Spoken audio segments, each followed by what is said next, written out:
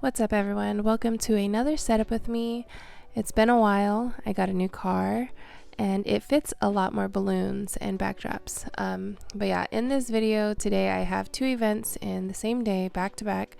So my first event was a balloon wall, and here I am just putting up the I guess the base of it, or the frame of the backdrop, and then I'm going to go ahead and fill it in with columns. Every event I do, it goes inflate, cluster, and then I string along my balloon garlands, as you can see here, and then I'm just gonna go ahead and start adding them in, and I go cluster by cluster, so I don't skip a cluster. I tie every cluster together for the balloon wall. I don't skip any clusters because it will leave a hole. And yeah, I had to do some fine tuning. I accidentally tried to make this backdrop a little bit too big, so I'm having to go in and make it a little bit shorter and then take it in a little bit as well. I don't recommend this because working with the balloons after you already have them in place and trying to make the backdrop smaller is a little bit harder. And yeah, it just is a little bit time consuming, so know how big you want your backdrop to be. I thought I wanted it to be big, but I just didn't have enough balloons. If I had enough balloons, I probably would have kept it this big. And at first, initially when the client sent over the color scheme that she wanted, I wasn't really sure about it because of the inspiration that she sent over. And then I ended up actually really liking it. I spread out my burgundy colors very strategically because you don't want anything to be, especially with a bold color like that, you don't want it to be kind of just like in one spot. So I tried to make sure that it was evenly spread out throughout the wall, and I think that definitely made it work. I actually wish that I had some type of greenery to go on the burgundy areas, because it just pops, and I feel like the greenery really would have completed the setup. But balloon walls will definitely strengthen your hand muscles. I kept getting cramps. Double stuffed balloons and Tuftex balloons in general are very hard to work with. They're amongst the stronger balloons. I really like using Sempertex because they're super buttery and just easy to use. F these socks because I kept having to pull them up. I don't know why I got Heyyyy or Fruit of the Loom socks. They suck so bad.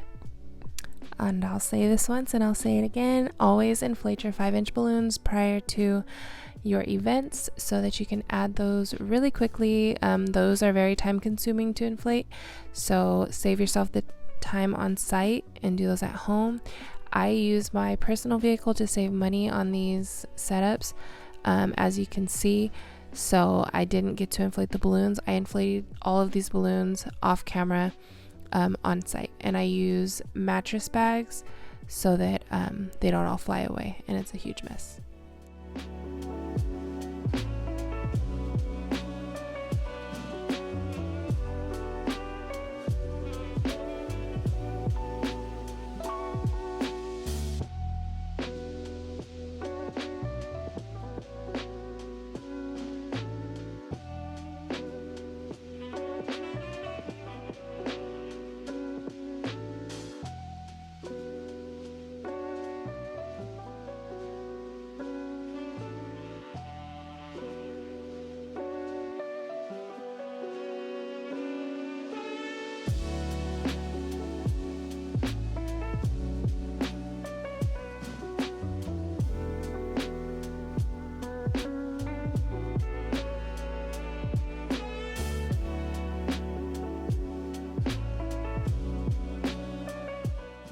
So I started to freak out because I was running out of balloons.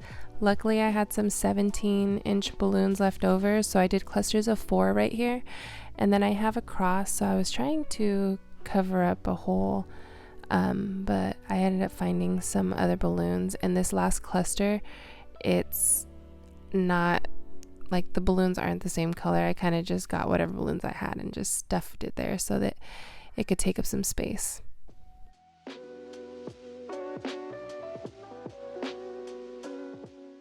I haven't used this marquee in quite some time, so I had to clean it really good. But yeah, I really want to get like new marquees and new backdrops and all the things. So I'm hoping next year or the following year I can get a whole new inventory of stuff, because my stuff's getting a little bit old and it's just time for some new stuff. And I don't have that much in my inventory. I have a pretty small inventory because I'm still growing my business. So this is my 3rd or 4th year. Everything that I have is very, very well used.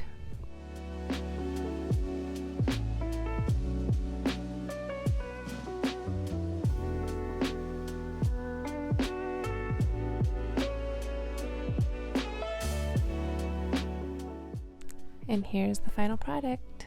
Off to event number 2. So for this event, I was using the client's backdrops, and I regret doing this every single time. These backdrops were super flimsy. They had them weighed down with rice, and then I broke the rice bag. I felt like it was a bad sign. But I broke the rice bag, and then they had to get more rice to make sure that these backdrops didn't fall over. But they were super flimsy, and it was actually kind of windy where we were at, because it was kind of like a warehouse type thing with big doors. But yeah, I'm here doing the base, and then I'm going to use a command hook to keep the balloons close to the floor. This setup, I didn't want the balloons to fill up the hollow arch. I kind of wanted it to look like it was going through.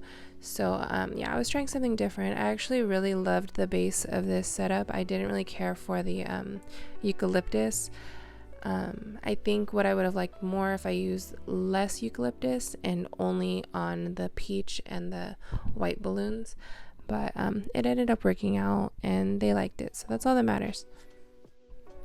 And I use the H method that Balloons by Lee uses.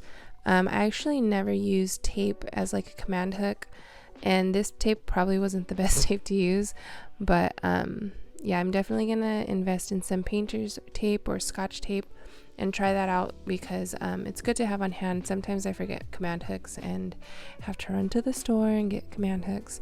So I'm definitely gonna try this method with my backdrops, because I don't care what's on the back of them. So yeah, and then the space was really tight, so I kind of used the structures that was there to kind of make the balloon garland blend in with the environment, and I actually really enjoy doing that, and I love the way it turned out.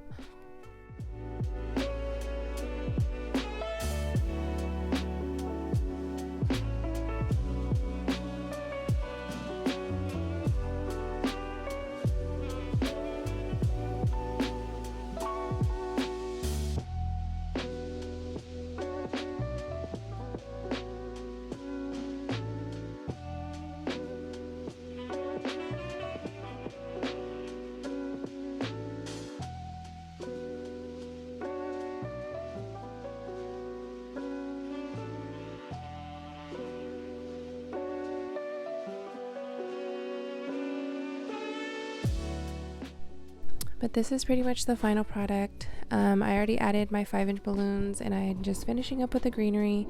And then after this, I just cleaned up and headed out and enjoyed the rest of my Saturday, celebrated my mom's birthday. So yeah, thank you guys for watching another setup with me. I'll see you guys on the next one. Bye.